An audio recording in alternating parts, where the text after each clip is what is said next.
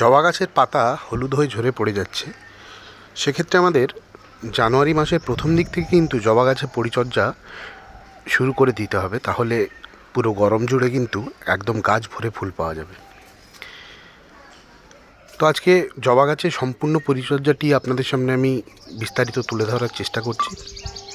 ভিডিওটি প্রথম থেকে শেষ অবধি অবশ্যই দেখবেন, এবং যারা আমার চ্যানেলে নতুন তারা অবশ্যই আমার চ্যানেলটি সাবস্ক্রাইব করে কিন্তু আমার পাশে থাকবেন। এই জানুয়ারি মাসের প্রথম দিকেই কিন্তু জবা গাছের পাতাগুলো সব হলুদ হয়ে আস্তে আস্তে ঝরে পড়বে এবং নতুন পাতা এবং নতুন শাখা প্রশাখা বিস্তার করবে। ঠিক এই সময়তেই আমাদের জবা গাছে একদম সঠিক পরিচর্যা করা উচিত। সঠিক পরিচর্যা করলেই কিন্তু জবা গাছের একদম সিজন শুরু হতে হতেই কিন্তু একদম জবা গাছ ফুলে ভরে উঠবে। প্রথমেই যেটি আমাদের করতে হবে সেটি হলো পুরনো ডালপালাগুলোকে একটু কাটারের সাহায্যে কেটে আমরা সুন্দর শেপ দিয়ে নেব গাছটির। শেপ দেওয়ার পরে আমরা এই পুরো গাছটিকে যে কোনো ফাঙ্গিসাইড দিয়ে কিন্তু আমরা সুন্দর করে ভিজিয়ে স্নান করিয়ে দেব।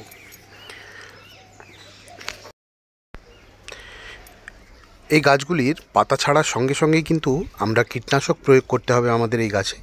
আপনারা যদি জৈবভাবে কীটনাশক প্রয়োগ করেন সেক্ষেত্রে আপনারা নিম তেল ব্যবহার করবেন, এবং যারা রাসায়নিক করেন তারা কাকা এবং কনফিডার দুটোকে একসাথে মিলিয়ে 7 দিনে অবশ্যই একবার স্প্রে করবেন। আমার এই গাছগুলি আমি গত বছর রিপোর্টিং করেছিলাম, সেজন্য আর এবছর রিপোর্টিং করছি না। আপনাদের গাছ যাদের একই টবে 3-4 বছর থেকে গেছে তারা অবশ্যই কিন্তু গাছগুলিকে এই সময়তে রিপোর্টিং করবেন, তাহলে গ্রোথ আরও সুন্দর হবে।